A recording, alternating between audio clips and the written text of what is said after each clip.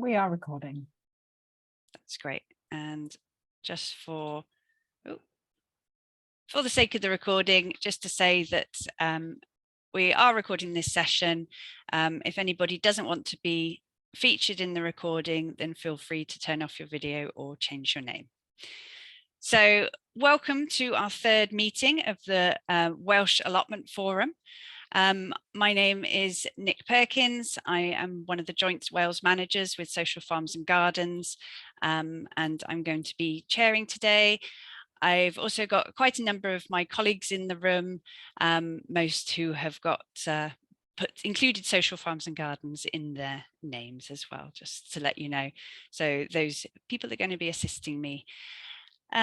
So for anybody that's new to the Wales Allotment Forum, we had our first meeting back in April this year, and that focused on mapping the challenges and opportunities around allotment creation, as well as mapping out the role that the forum can play and the support that the people that are sitting on the forum needed. In that meeting, we also heard from Welsh Government about their allotment support grants that they are currently providing to local authorities to help upgrade their statutory allotment provision.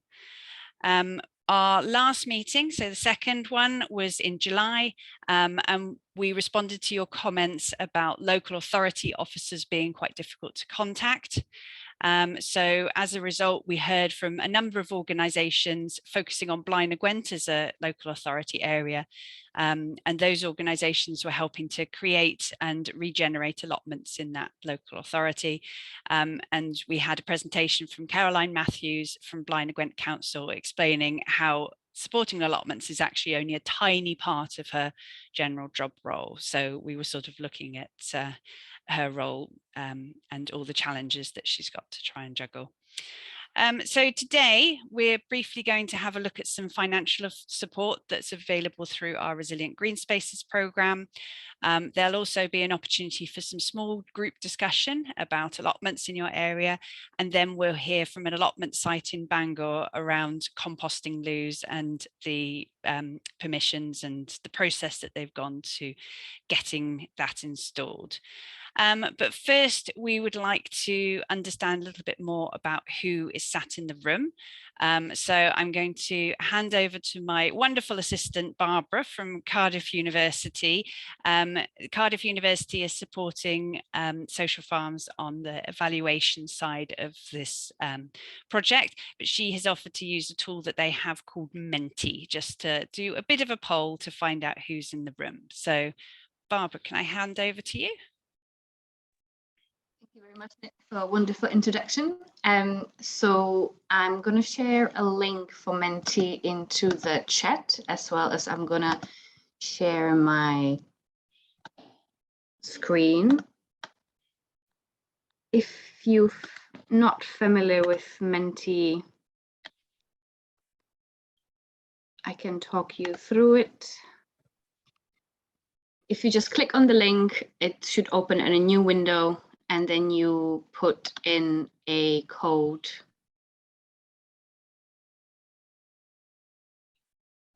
So is everybody happy with accessing the chat and being able to do that? It should again be at the bottom of your screen. So there's a kind of two-way to do it. Either you click on the link I gave you, and I'm going to start. Oh, thank you. It's already starting. I can share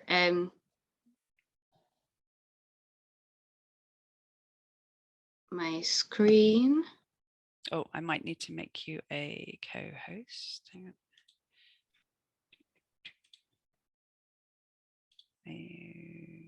on. It looks like I can do it. Yeah. Oh, great. So thank you very much. Can you see the Menti now, Nick? Yep. Yeah, perfect.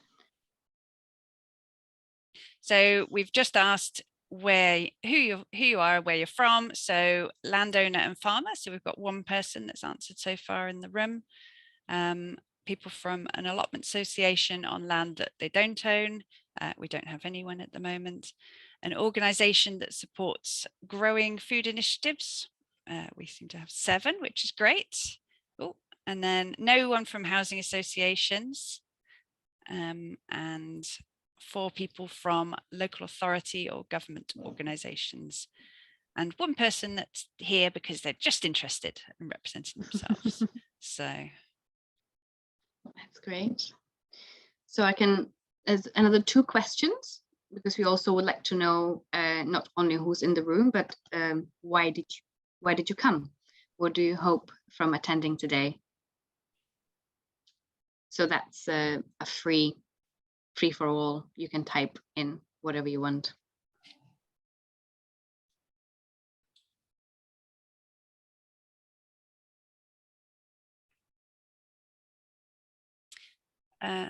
is there a link to do the polls? So yes, incredible edible Porthmadog. There should be a link in the chat. Maybe we should repost it again if someone could.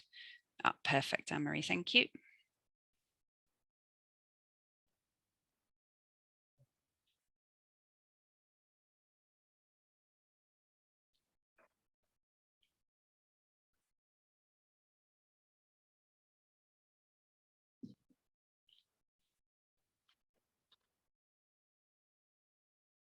So we'll just get another minute on this one.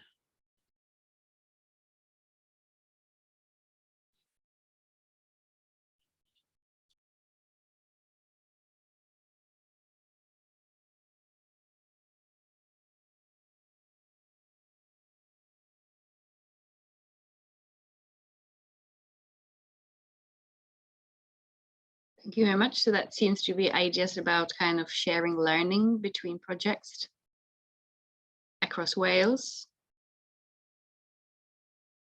and kind of looking at funding as well and connection between allotments, but also larger enterprises. That's great. I think it stays open, doesn't it, if people haven't had a chance to? Yeah.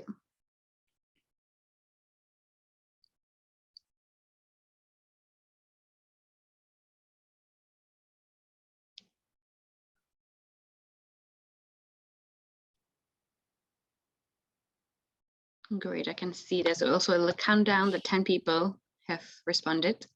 So maybe we give it a little bit more.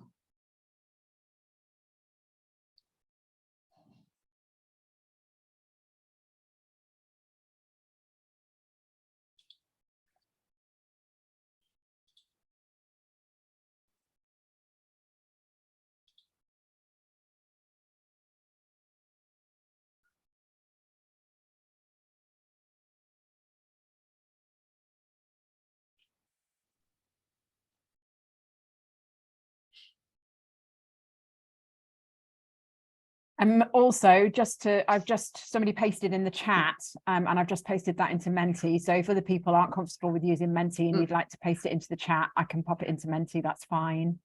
Thank you, Anna-Marie. That's a really good point. Yeah. Thank you. And thanks to Rachel for giving a little bit more of her background as well.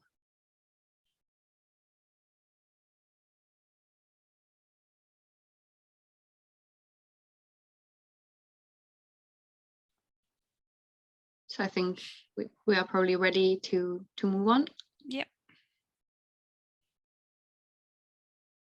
And the last question for this round, for this part, is related to what Nick was saying about July's forum. Because we would really like to know if what's been introduced been actually helpful for you. So if you attended, or even if you haven't attended, you can just say, no, I haven't attended. And we would just like to know if it's been useful for you somehow. And I see that, yes, thank you for letting us that you did not attend.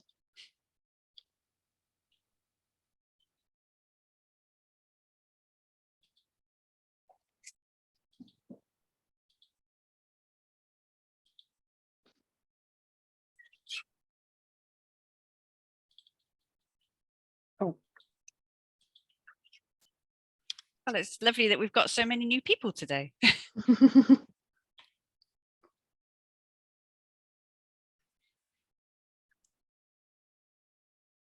I will just say that on our allotments forum, or what's it called? Wales. And as under our Resilient Green Spaces website, we do have recordings for the previous meetings. So if anybody does want to catch up on anything that happened in the previous meetings, and Anne-Marie, if you're able to put that link in the chat, I think that's one of the ones I didn't prepare earlier. That would be great. Okay, amazing. So lots of new people to the forum. Great. So these are the questions for Menti for now, but if you just leave the window open, we're going to return to it at the end of it, just to kind of find out how did you find this session. So thank you very much for all your input. Brilliant. Thanks very much, Barbara.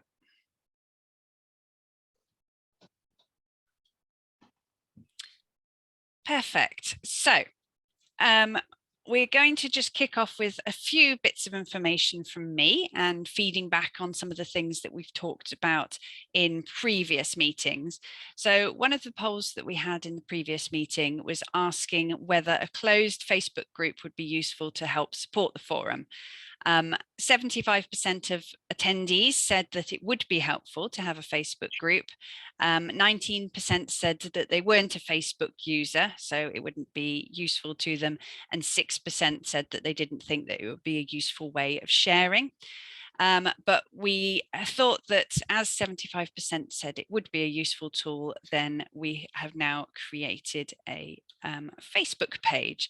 So if I can just share my screen.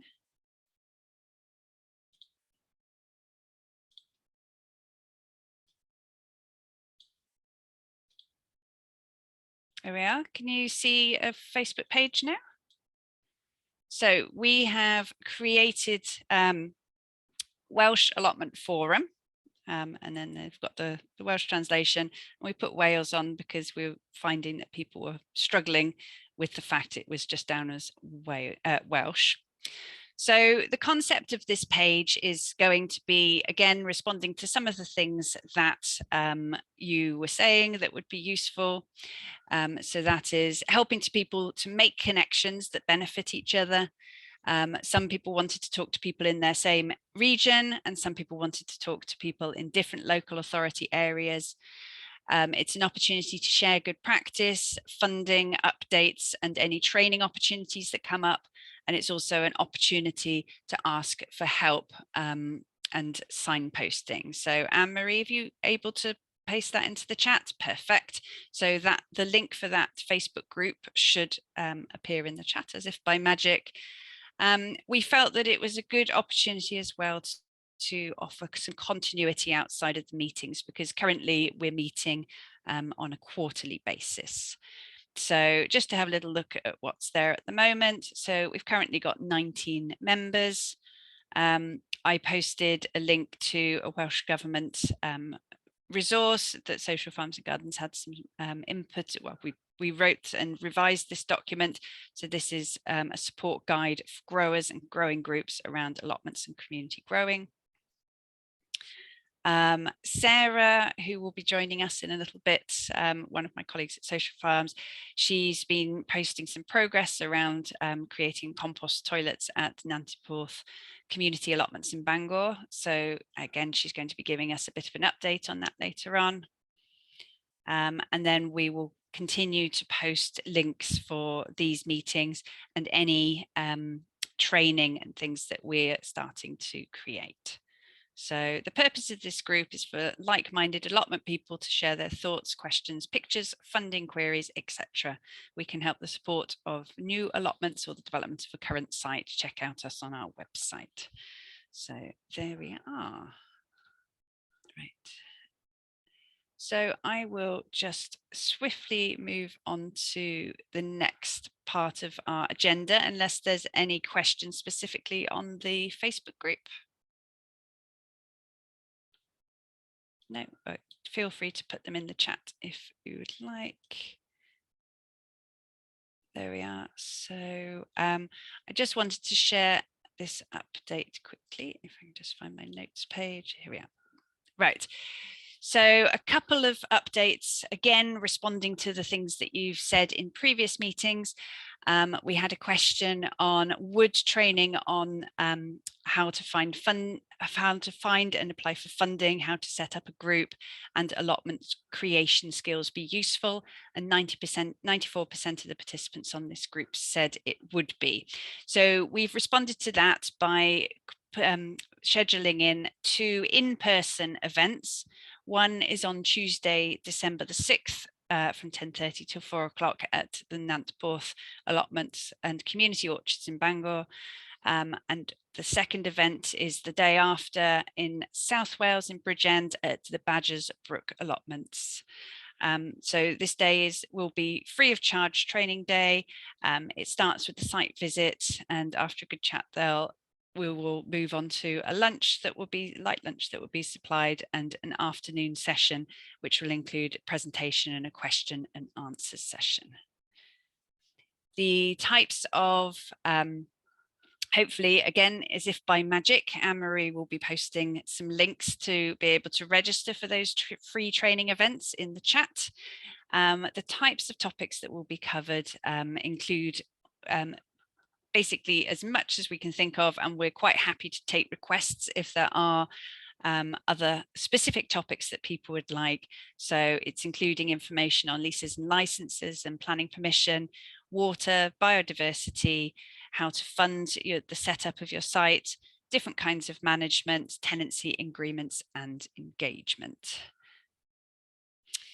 For anybody that's not able to make one of those in-person events, we will also be covering the topics individually, or possibly a couple of topics each session in a range of online webinars in January and February. So we'll be sharing the links and the information as soon as those the booking for those becomes live.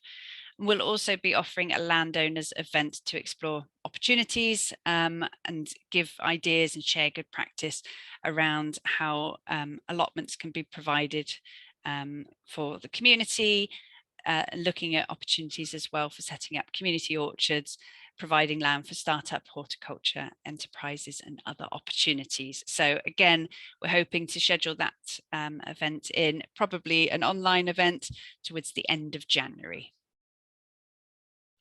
If you're not able to wait until any of those events, then just a reminder that there are a lot of resources available on our website. Again, the link will appear as if by magic in the chat. We have an allotment site management toolkit, which includes guidance, fact sheets, sample tenancy agreements, and other legal document templates.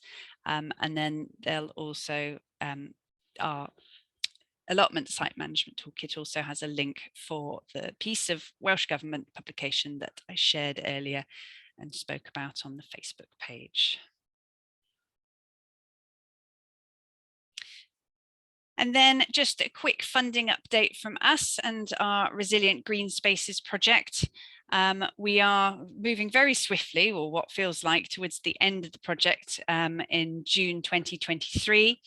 The project was aimed to create 600 new allotment plots and to support the regeneration of 200 unused or overgrown plots. Ideally, the project under Resilient Green Spaces would be looking to support community managed or privately owned sites rather than local authority managed statutory sites. This is because the Welsh Government have been able to continue chunks of capital funding direct to local authorities for their statutory sites. So we're trying to support sites that aren't already eligible for this financial support. Sorry. Again, all the information about the types of support that we can offer is on our website. There is currently a rolling expression of interest form that people can complete for communities and landowners to map out their aspirations around the creation or regeneration of allotment sites that you may be on. Our expressions of interest will now close on the 31st of January. So please make sure that if you might be interested in gaining some support from us, that you submit an application, however short or brief, just before that date. Also, based on the expressions of interest that we receive, and some subsequent discussions with members of my team, we will be able to award now 20 £5,000 capital packages to support allotment, creation and regeneration across Wales. The applications will be judged based on how ambitious they are, and basically how many new plots that you can create, or how many plots you would be proposing to regenerate with your £5,000.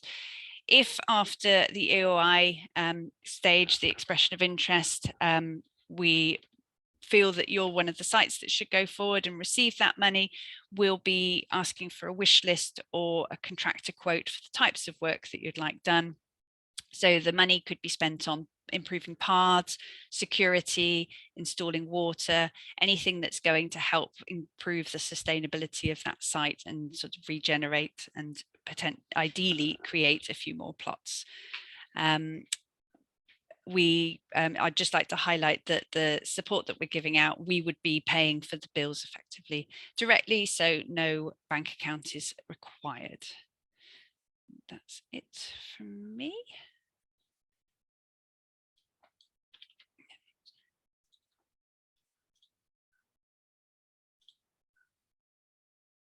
Right, are there any questions on anything? Sorry, I'm conscious that I've thrown quite a lot at people in the last few minutes. Hopefully, so what normally happens at the end of these meetings is we'll send out an email with a copy of all of the links that have been shared in the chat during this meeting. And this will give people an opportunity to have a read of the information that's available, and make decisions whether they'd like to get involved or request some more support. Anne-Marie. We were also going to mention Keep Wales Tidy support as well. Yes, I think Maria, is Maria here? Somebody from Keep Wales Tidy. I couldn't find, yes, I'm here, yes. So I thought this was a good opportunity to just, Maria, if you'd like to do a quick plug for your local places for nature, and I believe all of the food development packages have now been allocated.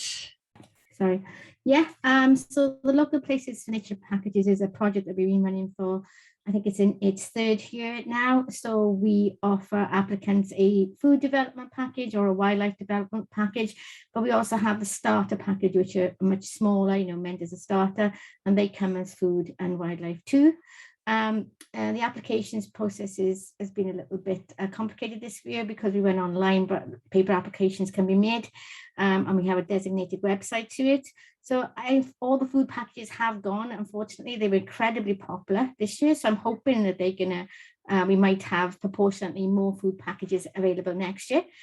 When the applications open again in March, I'll obviously send information around to let everybody know.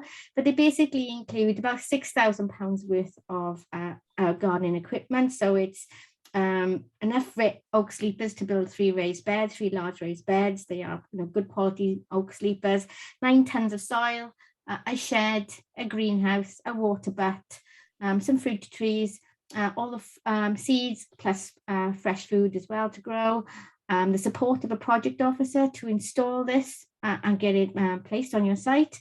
And what else do we offer? We offer some 20 square meters of wildflower turf as well, because it is based on biodiversity.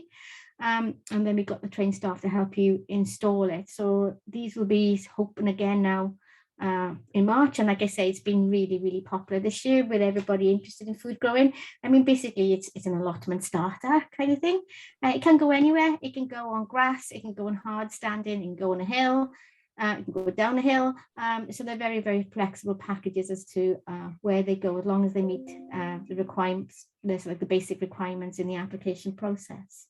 Yeah, so it's a great opportunity, particularly if you're developing an allotment site, to create a shared community plot, isn't it? Yeah, and they're available across the whole of Wales. It's not just in any one particular region, so it is open to whoever applies for it, and then until we run out, basically. So yeah.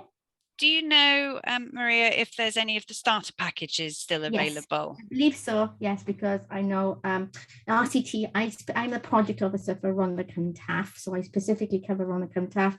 and I'm trying to flog them off now, give them all, tell everybody that they're available. I believe at this point in time, there are some food starter packages available.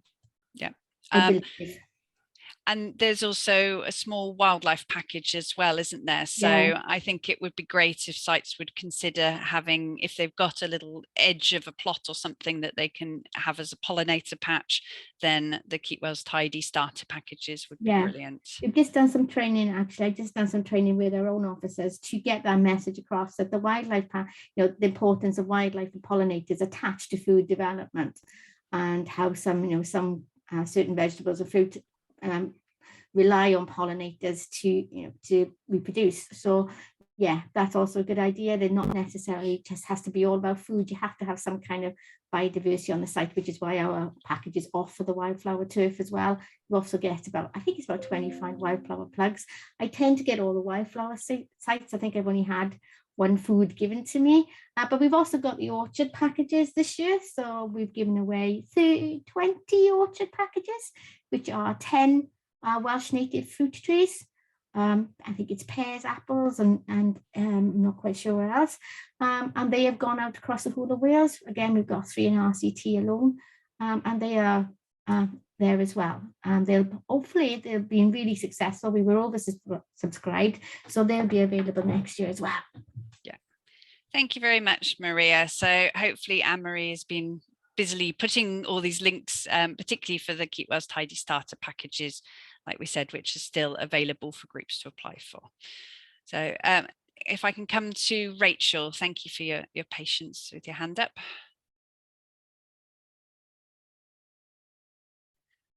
Thank you. I've been frantically catching up with the chat and I've forgotten what my question was going to be now. Let me see if it's going to come back to me. Give me a moment. Yes, you mentioned that on your website there's a lease template. I wonder whether that has any kind of legal credentials that sit behind it, because in our local authority we have an extreme under-resourcing issue in our estates department, and we've got backlog of leases that are not being agreed with allotment societies and so on. So this is a challenge even for existing ones, let alone with we'd like to create more.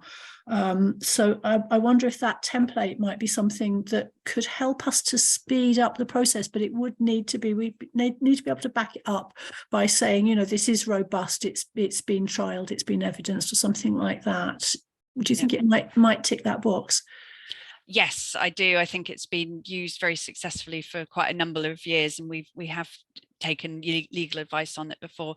I'll invite my colleague Katie Trent, whether she wants to just talk very briefly about the Community Land Advisory Service that we offer.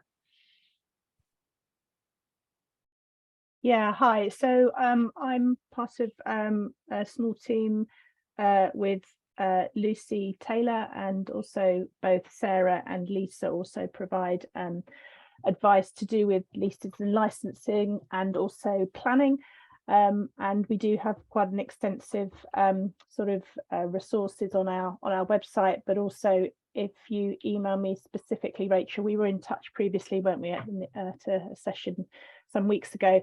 But if you'd like to email me directly, and then we can kind of look at exactly what your requirements are and sort that out. No problem. That's really, really helpful. Thank you very much. Yes, and Lucy has said that she'll come and speak at the launch event for our Ceredigion on Food Forum. So, or to send something. I think maybe it's going to be a virtual recorded presentation. So I'm very much looking forward to that. Thank you very much, Kate. Katie, I'll email you. Great. I'll put my details in the chat. Marvellous. Oh no, you've already got my details. I think Anne-Marie's probably have already. Yeah. I think Anne-Marie's beaten you to that anyway, but I'm sure in general, in her efficiency sense, we'll stick in the link for the Community Land Advisory Service as well. Thank you. And again, apologies if we've overloaded people a little bit with all of the different bits of support, but particularly as it's quite a new audience today, it's good to just make people aware of the support that's available. So moving on in the agenda now, we'll give a chance for everyone to have a bit of a discussion. So we would like to use to have a discussion around what is needed to help improve allotment provision in your area. And we're going to be sticking some post-it notes on a Jamboard, which hopefully, again, the link will magically appear in the chat, but hopefully my colleague Alison has been sorting everybody into some rooms. How many different rooms are we going to have, Alison?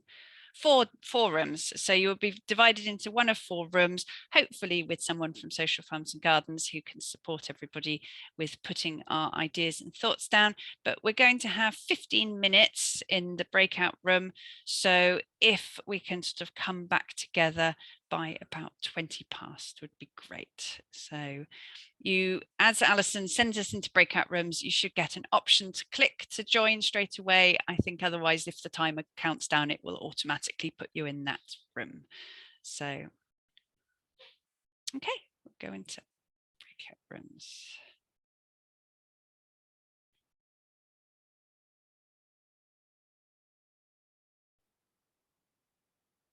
Whatnot, and it's quite exciting seeing all the contributions coming in. So hopefully you all had a good discussion, everyone had a good chance to say something in the smaller groups. I was kind of trying to move some of the post-it notes around to make a little bit more sense as we come out, but please feel free to add things in there, or change colours back if you wanted to make a different point to what I thought you were making. So the yellow ones are around kind of access to land. Alison, I'll just share Yes. my screen, so just in case people aren't on that. Oh, if you can't still see it. Yeah, I've gone all techie. I've got 2 screens now, so I can see both people at the same time, but that's a little bit exciting. And then the kind of pink ones around the management of land and of the sites themselves. And then there wasn't too much about infrastructure, but I think we're kind of looking at more fundamental issues today, obviously kind of following the conversation. So a lot of discussion, particularly around Swansea, around having enough supply of land. So I was just interested in whether there is a publicly accessible waiting list in Swansea. If anyone's able to answer that, that would be really useful to know. And then just frustration around the slow, see you, Mike, about the slow process of working with local council, which hopefully was discussed slightly in the last allotment forum, and it's just kind of an ongoing thing that we have to kind of do battle with. But there are examples in kind of RCT, for example, of making the process a little bit simpler for communities to inquire at least about use of land. And then I thought something that was quite interesting was around that tension. So by moving the ownership of the land over to the public sector, or to the community sector, away from the public sector, or having the management sitting within the having a much more managerial role within the within the community setting is great, because people know everyone and you can kind of get things moving, but it's very reliant on individuals having the capacity and the time to invest in that. So again, you're just moving the capacity issue from the public sector into the community sector. So just managing expectations and capabilities there as well. So that's an ongoing thing, and potentially something that the Wales Allotment Forum can support around training for individuals on management of allotments, but also on training people around actually tending the allotments, because I know that's an ongoing frustration that's been raised many times as well. I think that's probably what I saw from my perspective, but obviously there's space for others to go in more in depth in comments that have been made. Yeah, I think we've definitely got time if anybody would like to share anything that they discussed in the breakout room.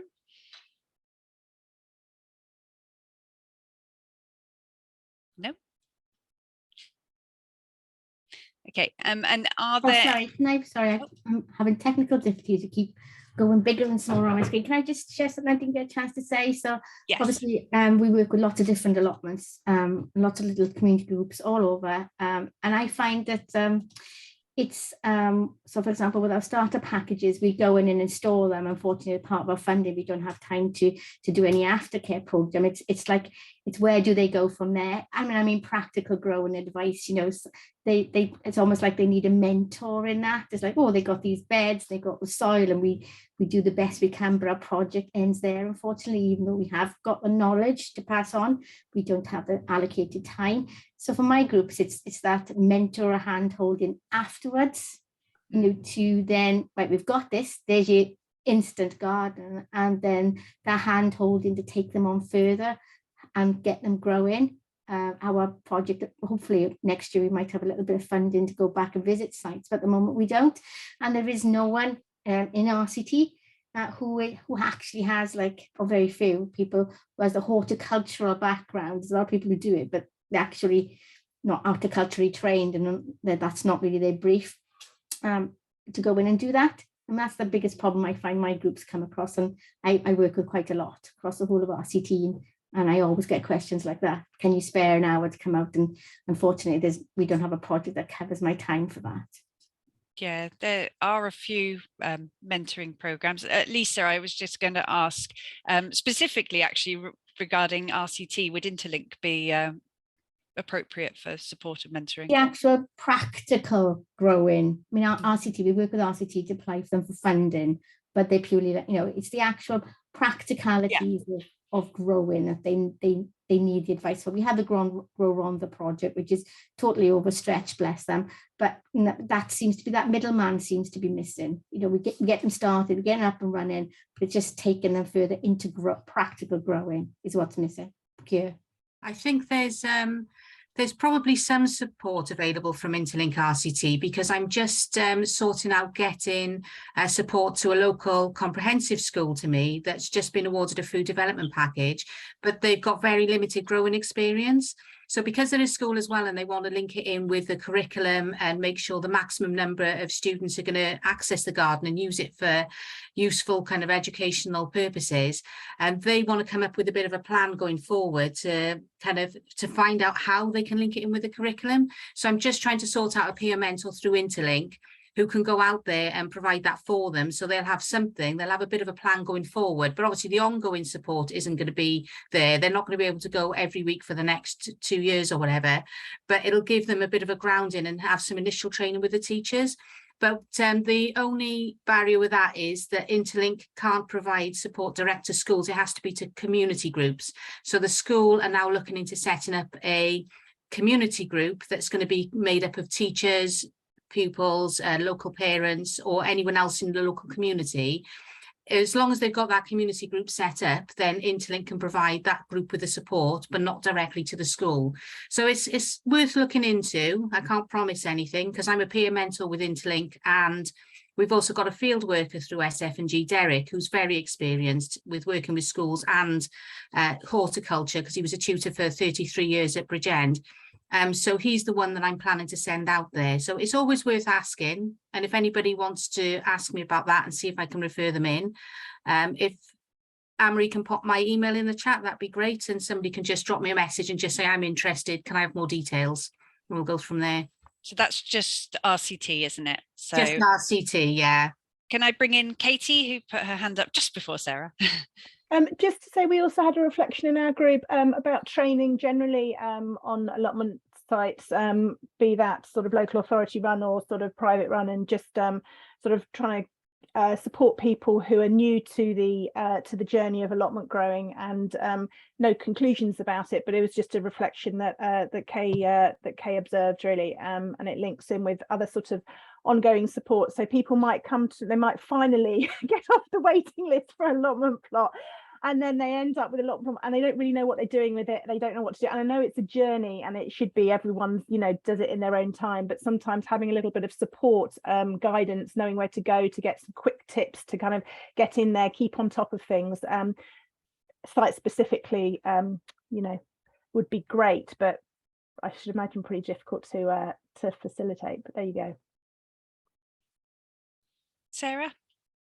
Yeah, I was just going to say that with the food growing development packs, maybe it would be worth putting together, because you get certain seeds with them, that, you know, certain plants, like you get a starter pack of plug plants and seeds, doing like a week by week guide of, you know, like this is the week.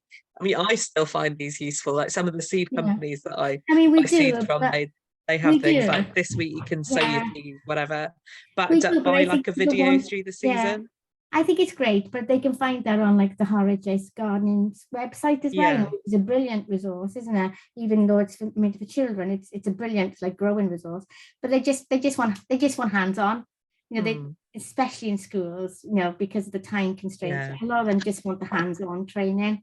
But yeah, we Yes, do have our it's- Eco Schools project, so if anybody's looking for curriculum links, don't forget to Google Eco Schools, which is how we have the license for Keep Us Tidy. So Keep Britain Tidy as a license for Eco Schools across the whole of the UK. And obviously that's a dedicated education team. So they are banging out left, right and centre education resources linked now that the new curriculum is coming into Wales about how you can link growing and things like that into your new curriculum, and there'll be resources being updated on our website all the time. So that's another update, but I think it is the practical hands-on people well in RCT that's what they want, you know, people turning up and getting to know and that personal relationship. That's what they need. Okay. I know we were planning to run summer's webinars in January. I wonder if I'll have a look back at my budgets and find out whether we can offer any hands-on horticultural days, because that sounds... I do share all your training courses that you offered last year. I mean, I'd train all the information out, and you know, and there is stuff out there for people to do. The RHS do one as well, which is really, really good. There's courses in Pencoed College. So I give all that information out, but yeah, there's definitely a gap, and obviously it's been identified as like just basic training. Anne-Marie. Guilty of not unmuting myself today. I just wanted to follow up on what Katie was saying really from our group. I was in the same group, and Alison's also posted the opportunity to share a microplot or shared plot within existing sites can work well. It's a good way to reduce waiting lists as well. We did talk about that on the training side. In our group, Fran has very, very small raised beds in town in Llanidloes, which I think worked really well. And just said that's how I started my growing journey. I had a teeny tiny microplot at Cultivate, but there was always the kind of head gardener when I was going, what do I do with this, even in such a small space? So just a share. Thank you, everyone. Okay, we're going to just move on to a quick spotlight on composting loos. So I'm going to hand over to Sarah. So the reason we've put in this today is partly because we've asked at the last meeting, are there at the allotment floor and meetings, is it a good place to share best practice, opportunities, perspectives and solutions? So this is what we're endeavouring to do, and we had 100% said yes. So over to Sarah. Okay, I'm going to share my screen, hopefully. So a very quick presentation, a tiny video, and then if anybody's got any questions. It's a hot topic for allotment sites. If they don't have a toilet, it means that people can't stay as long as they'd like to, obviously. And then a local allotment site that we helped set up and that I'm now sort of helped run as well. We're just building a compost toilet there, so it seemed like a useful thing to talk about. So what permissions do you need for compost toilets? Obviously you need a permission from the landowner for the building. If it's beyond your permitted development rights, which we can talk about if anybody wants to, then you need planning permission. But if you've got a fairly relaxed site with lots of sheds already, and there are buildings and nobody's sort of raised that as an issue already locally, you can just obviously go ahead and hope for the best. You don't need any permission specifically to compost human waste, although obviously you don't want to do it in the ground if you're anywhere near a water course or you've got a high water table. So different kinds of compost toilets you can have. A lot of people would have seen the Natsol compost toilets, which are amazing and fantastic, but will cost you several £1000s. They've got like a concrete chamber, and they can be maintenance free if it's light use. You can go for the in-ground composting, a long drop hole in the ground, but again, as I said, you've got to be really careful about that you're not policing the water table or any water courses. Chamber composting, very popular. You have 2 chambers, and one is composting, and then you move over to use the new one, and you can empty the old one. when it's finished composting, or container composting, where you contain the solid waste in a bin or a barrel, and then you just swap that over when it's full and compost that separately. So we got planning permission for the compost toilet at Namport Allotments because we were getting planning for the whole site. So we just put it in everything in one planning application, and we use SketchUp to create a simple, this is all you need for your planning application in terms of technical drawings. They just want to know how big it is and what it's going to be made out of. They don't want to know what's going to go on inside it. So this is it in progress. It's made from local larch, and we decided to do a sort of container to contain the solid waste, because our water table is quite high and we're near a ditch that feeds into the Menai Strait, and also because it's an allotment site, although it's a small risk because it would be light use, we really don't want rodents to have access to it at all, because obviously that would be really on an allotment site. So here's a tiny video of our compost toilet at home, so anybody that hasn't seen how they work can get a better idea. It's best play.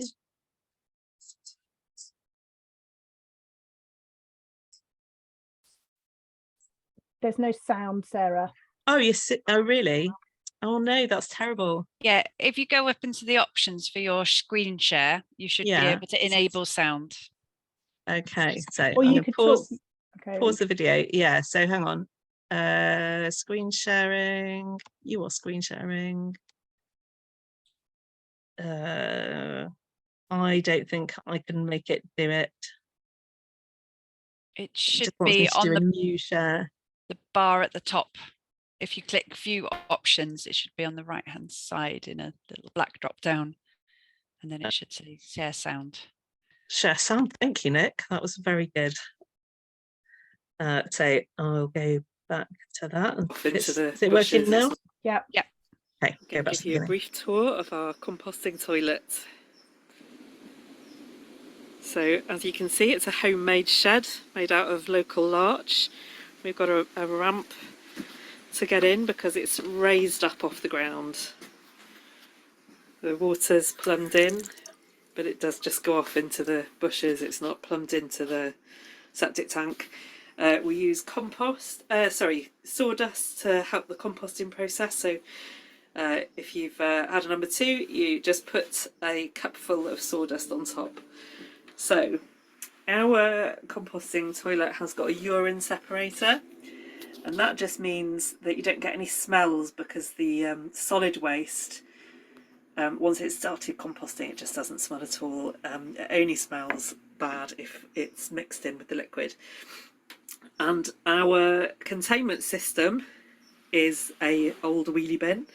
So you pull this rope and it opens the lid of the wheelie bin. You edge it like that, use the toilet, let the rope go, and the lid closes, and then you don't get any flies, which is nice.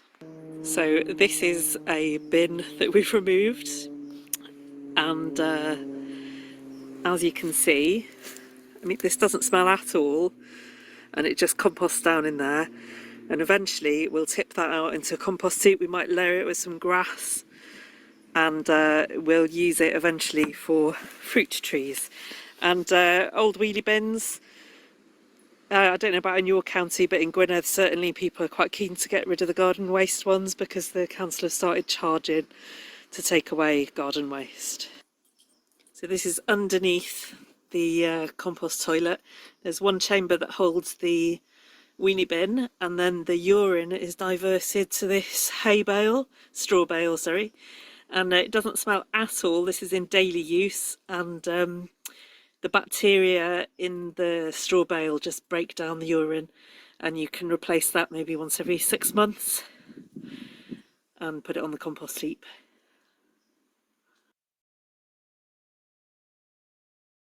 Okay, so I will stop sharing that. Yeah, so that's it. It's as simple as that. So if anybody's got any questions about composting toilets, how they work, you know, how you can put one on your own site, feel free to ask away.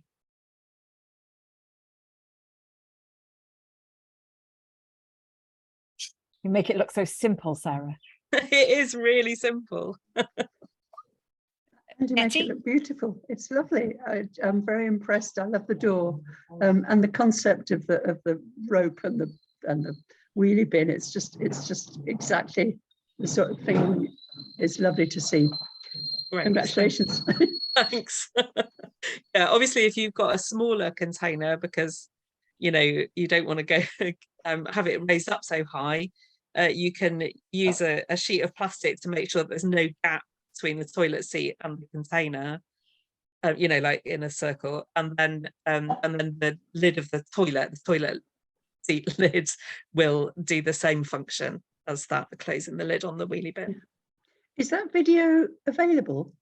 No, but you're very welcome to it. I mean, I just can imagine other people who'd really like to see that. Okay. It's a good thing. Oh, Great. good, thanks. Or maybe we'll put it on our YouTube channel, Nick. Yeah, that would be a really good idea. Can I have a show of hands? Is there anybody who's managing or involved in the allotment site where there is a composting low already?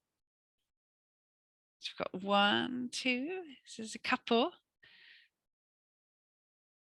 Oh, could we share it on the Facebook group page, Alison? That's a good idea. Idea. Nettie, are you on Facebook? Would you be able to access it if we shared it on there? Great. Fabulous. Yes, thank you very much for that, Sarah. I am personally on Facebook, but not on another. Which Facebook group would I need to be on for that to work? I think if it looks like Anne-Marie's got a face of concentration, so it's probably reposting the link. So if you click on the link, the other option to get to that page is to just go into the search function in Facebook. So just log into your Facebook as normal, go to the search function, type it in Welsh Allotment Forum, and it should just come up and say, do you want to join the group? And then you just click join group, and then it doesn't need to be approved or anything. You'll just go straight onto that group. Thank you. Then you'll start to see the updates. Thanks. And if Sarah is willing, we'll pop it on the website as on the YouTube as well, and then but then the people who aren't on Facebook can see it also. Fine, yeah. Thank you very much, Sarah. That's great. At this stage, I was going to mention our Community Land Advisory Service, the CLAS support that we can offer for free. I know it's already been mentioned, and I think the link's probably floating around the chat already. But if you do have any questions, then like we said, we've got Katie Trent, Sarah, Lisa, and our colleague Lucy Taylor as well, who are able to support with some advice and point you in the right direction if you would like to create composting toilets on your site or wanted to look at anything else around planning permission and permitted development rights. So we have about just 5 minutes or so. Is there anybody else on this call today who would like to share something connected with allotments? So it could be a challenge or success. It could be the projects that you're working on at the moment, or just any questions. So complete open reign if anybody would like to mention anything else. There is a couple of questions on the chat actually, Nick. Oh, okay. Get the chat up. Does anybody want to reiterate their question, or can anybody find the question for me? Here was a question from my breakout group. One of the members in the group they'd like to send someone to one of the training days, but they're equally farthest away from both the North and the South Wales. So a cost would be involved in someone getting to one of the training days. Have we got any budget for a travel bursary? I'll have a look into it. I'm not convinced. It's not something we've budgeted for. So we're trying to do them. It's one of the problems of having a Pan Wales project, but we will be obviously offering the virtual sessions in the new year. But I'll see if we can do any wiggling around. I'll speak to Lisa, find out who that is. Thanks, Alison. That's great. Does that person want to just drop their email address either as a public or a private message just to Alison, and then we can make sure we answer that query directly? I was just asking about the grants that were available, whether they're available for new allotment sites on land that's owned by the local authority. Oh, interesting. Right. So is it that you've taken over the whole of the site, or are you No, just... There's a piece of land in Conwy that we would like to take over as a community garden, and the plan would be half of it would be allotments to ease the waiting list, and the other half would be the community garden. But obviously there's quite a lot of costs involved setting up the community garden side of it and the allotments. So it might help the council to think positively if we could suggest that we could get some grants. So in terms of the waiting list at the moment, the site's overgrown or not being used for allotments? It was a field. It's a field that was tenanted for many years. They had cows on it. But it's right on the edge of the town by a road. So obviously people are thinking, oh, it's a good place to put houses. Can I come in here, Nick? Yep. So I think probably you'll miss the boat, even if we could use our funding, because local authorities had funding. We had direct funding from the Welsh Government, which was kind of part of this whole scheme to spend on sites on their own land. And so Conwy will have had an allocation, and then we've got this money which is largely for like private land community sites. But you know, we're flexible, but I think you'll miss it anyway, time wise. But the shared prosperity fund is going to be coming out soon, and it's got specific items, objectives around community growing and volunteering that sort of strengthens community connections, and that is Gwynedd Council of the lead authority, but it's for every local authority in North Wales. And when it comes out, we will be publicising it because it specifically mentions community gardens, and that's going to be a lot of money. So that would be the one I would set my sights on if I were you. What's it called again? The Shared Prosperity Fund. It's one of these. Shared Prosperity. It's like a post-Brexit, you know, I won't get into that, but yeah, it's what would have been European funding. Is Ceredigion in North Wales for the purposes or not? We're usually down away. It's not, is it? No. Ceredigion happen. Excuse me, we're recording, aren't we? I mustn't use strong language. Always the way. Thanks for the information. Thanks. So I think that money is available across Wales. I think in that case, it's just Gwynedd that have been pitching for taking the money to share out between the North Wales authorities. I was going to say, Ceredigions is linked in with Powys, so it's all to do with where it's going, but it comes through local authorities. So yeah, you need to go. Yeah, you are local authority, so yes, coming through the local authorities, and then depends on what local authority priorities linked into the main shared prosperity fund is as to what might be available for local groups. Okay, it should so how do I find out more about that? Yeah, if you just put Shared Prosperity Fund and then the name of your local authority, they should have something on their website. Right. Thank you. And also, actually, there's a central link, and I will post it in the chat, which you can go from there. Marvelous. Thank you very much. Will all the links that are being put in the chat be sent by email later? Yeah, brilliant. Yeah. Yes, our comms officer, Meggie, she normally tries to make sense of everything that we've been chatting about to put them in some type of order. So hopefully they will make sense by the time they get to you on an email. Thank you. Right, are there any other burning comments? Otherwise, we have one more poll to do before we get to the end of this meeting. Alison. Sorry, I had one question. In the Jamboard, someone noted that they were using poorly drained soil, but that belonged to a farmer. And I just wanted to find out a little bit more about that, because that's something we're quite interested in pushing a bit more. Oh, I think it was what was his name? He's left. Oh, Mike. It was Mike that was talking about that. We'll give him a prod. Yeah, so it was a private allotment site, but he said that it was very, very poorly drained. Yeah. Yeah. Lovely. Thanks, Sarah. Okay. Any final comments? Yeah, can I just say, so I've been doing no dig. I started it sort of last year, but this year I've done it properly with made proper wood chip paths, and my allotment has been fantastically productive.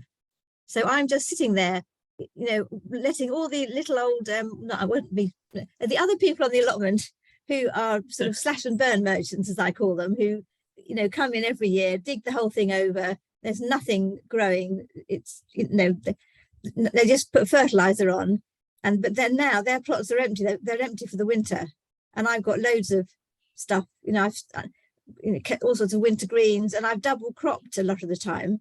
So I had potatoes in, and I've grown beans, and it's been amazingly successful, and there's hardly any weeds, and everything's really quite close together. So I've been really pleased with it.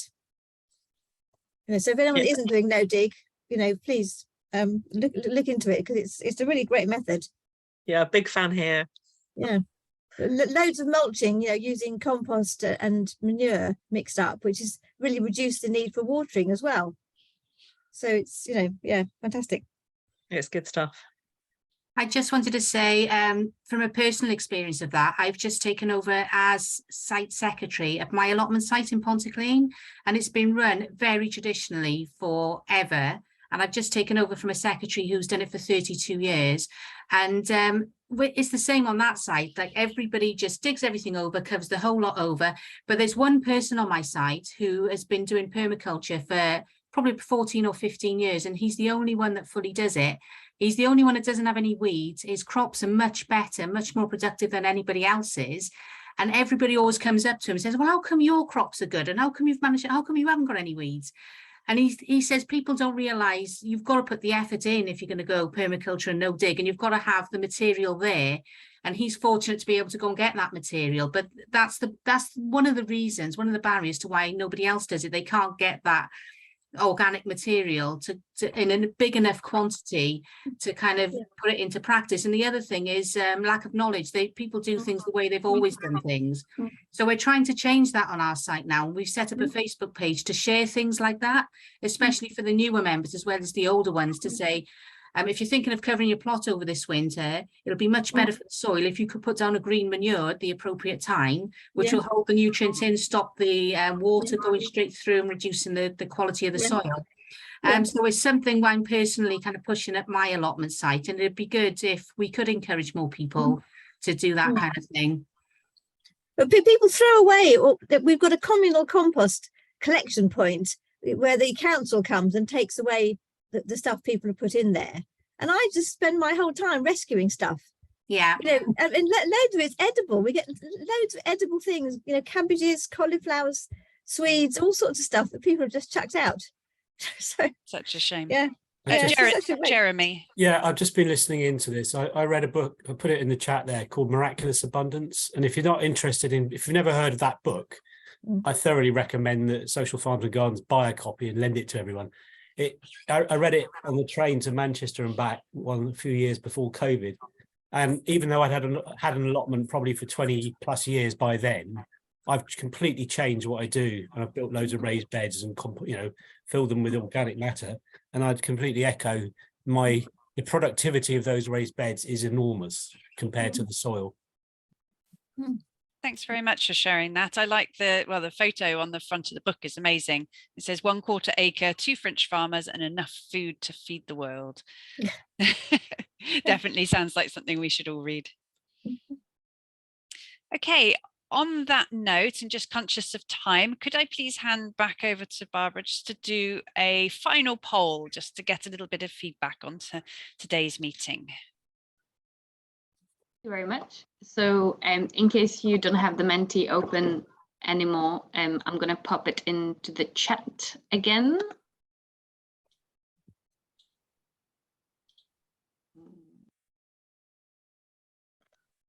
And also, like before, if you don't have access to Menti, just put your answers to the chat, because I'm going to be sharing the screen again. So we have 3 questions again, just to close today. You should be seeing my screen right now. And if I move forward, you should be able to see another question, which is about basically thinking back about kind of what you hoped to get from this event. Do you feel like you've achieved this through attending, which is yes, partially, or no? So we have a couple of people writing in.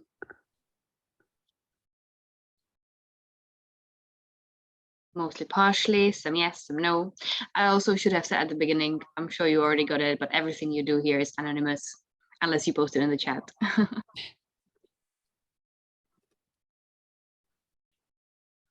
Thank you very much. 10 people have responded so far. I'll leave it there for a while.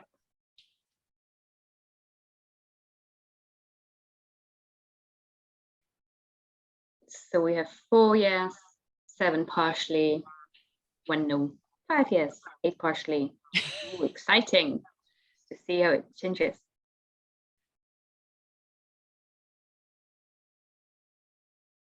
Great. I think we're ready to post it. Next question.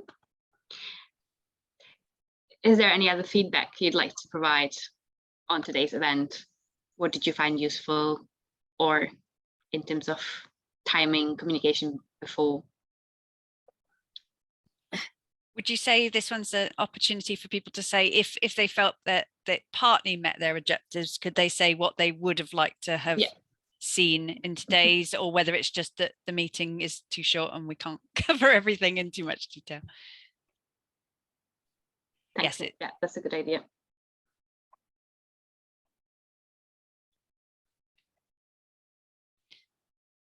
So I will highlight, as I'm sure you've been aware from what I've been saying today, that I've really been trying to make sure that these meetings meet the feedback that we've been getting from other sessions. So actually the feedback that you can give on this question now will hopefully help us shape the next meeting.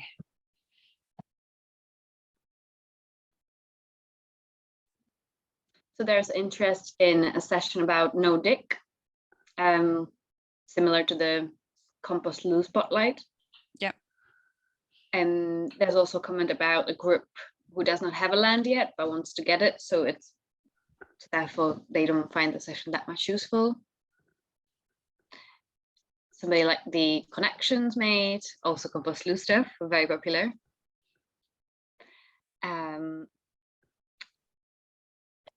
Somebody suggesting looking up Incredible Edibles Right to Grow campaign for free upland to communities. Somebody who didn't know what to expect found it interesting and will find useful links sent. And people enjoyed the mixture. And yes, again, compost loos featuring, wanting to know a bit more. So maybe that we can do a kind of a follow-up that afterwards. Yeah, I'm free. Feel free to contact me for individual contact toilet support. Sarah, do you want to say something about someone has mentioned that it didn't get popular support for a compost toilet on the site design. Can you just briefly have a minute on why people object so much to compost toilets and what their worries are and whether they're justified or not? And lots to fit in, but well, yeah, I mean, I don't know why those people objected. That's the thing, and maybe because they didn't understand. I mean, Paul, you can tell us why they objected, but maybe because they didn't understand that there are different ways you can do it, and then in the chat you mentioned that it's about the cleaning. Yeah, it was raised at our recent allotments working party, and the Allotments Association, who run the day-to-day side of the allotments, they consulted with their tenants, and I think for some of them the very thought of it was off-putting.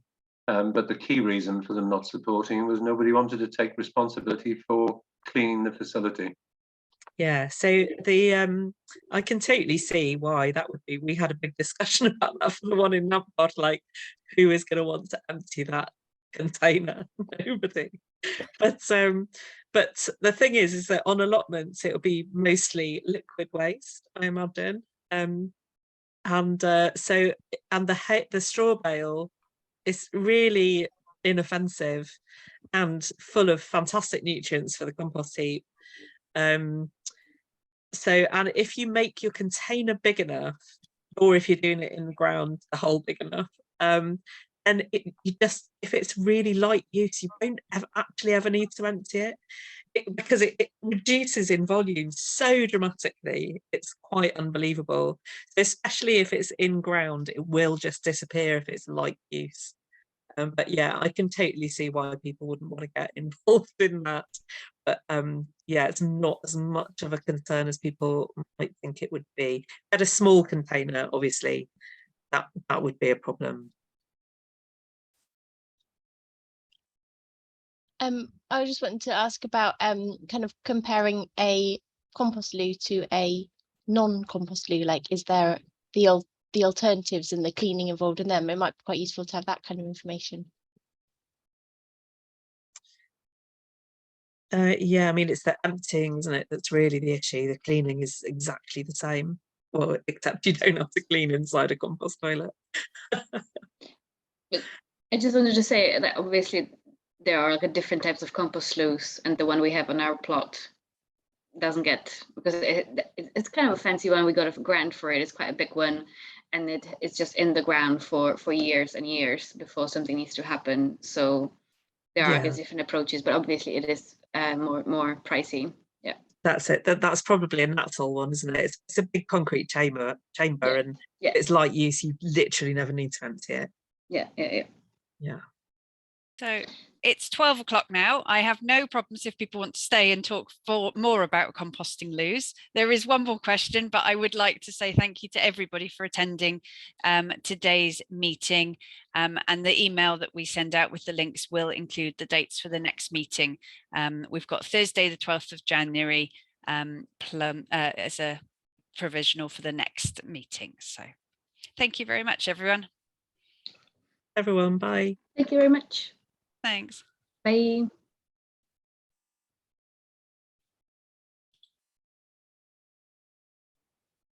Thank you, everyone. Really useful session, very interesting. Bye-bye now. Thank Bye. you. See you anon. Bye, Robin. Thank you. Thank you.